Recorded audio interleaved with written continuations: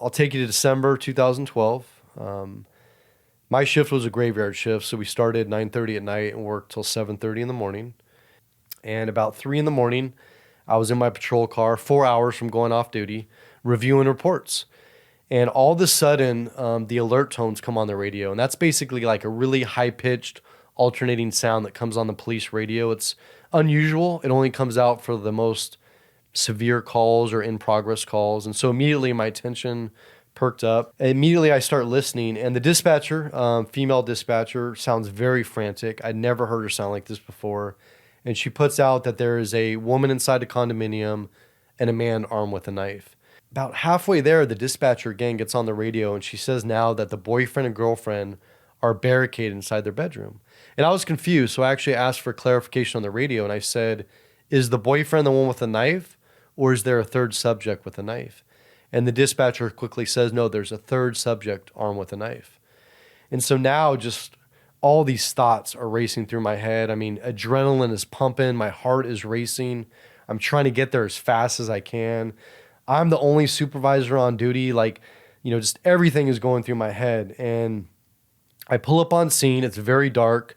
And literally as I start getting out of my car, the dispatcher starts screaming now on the radio. And she says, units, there's a struggle. And she says the phone line went dead. And thank goodness at the same time, one of my officers is pulling up right behind me. And we can hear blood-curdling screams from a female coming from the distance. And I look at her, she looks at me, we have our guns out, and we just start running towards the screams. And we end up finding the unit, and it goes from these blood-curdling screams to just eerie silence. I mean, literally, like, no noise whatsoever. We announce ourselves. I start banging on the door, saying, police, come out, show us your hands. Don't hear anything. There's no movement. Nobody comes to the door. I try kicking open the door. It doesn't work. My partner motions and notices a huge window. It's a louvered window the size of a door. It's completely shattered into the condominium. And so she posts up on the left. I'm on the right. Again, our guns are out. And we're yelling inside, police, come out. Show us your hands. Nothing. No movement, no sound. She looks at me. I look at her. She goes in. I go in right behind her. Immediately, we're in this kitchen area. And there's just glass everywhere. You can see there's like a cutout that goes to like a family room, living room area. And then basically we both exit the kitchen. She goes right, which puts her at the base of a stairwell. And behind her is that locked front door that I tried kicking open. I go left down the hallway.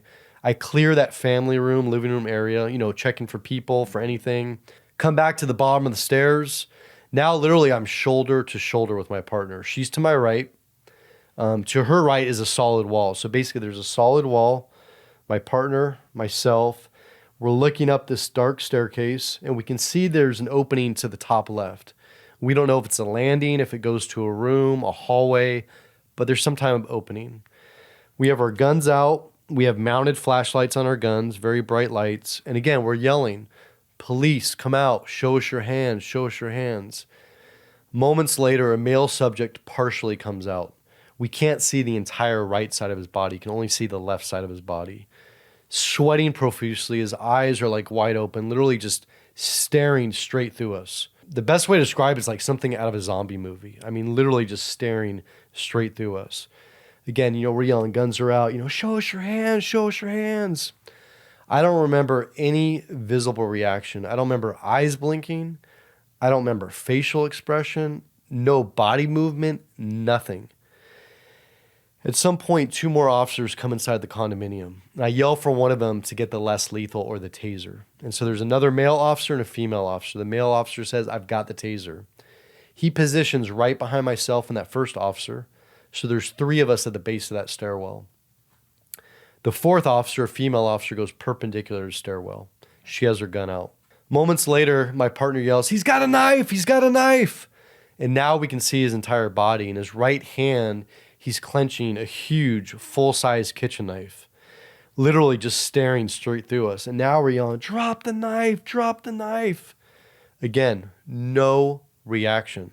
And then moments later, he takes the knife up over his head in a stabbing position and starts coming towards us down the stairwell.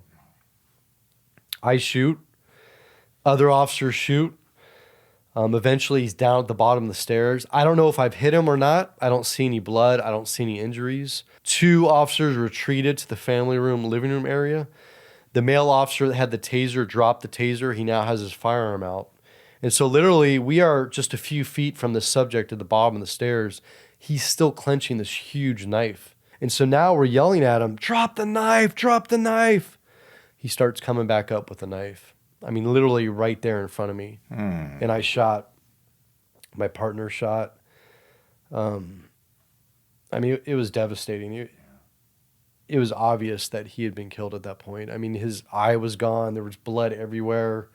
We had already had medical staging. The dispatch had the fire department staging. So I radioed in, sent in medical.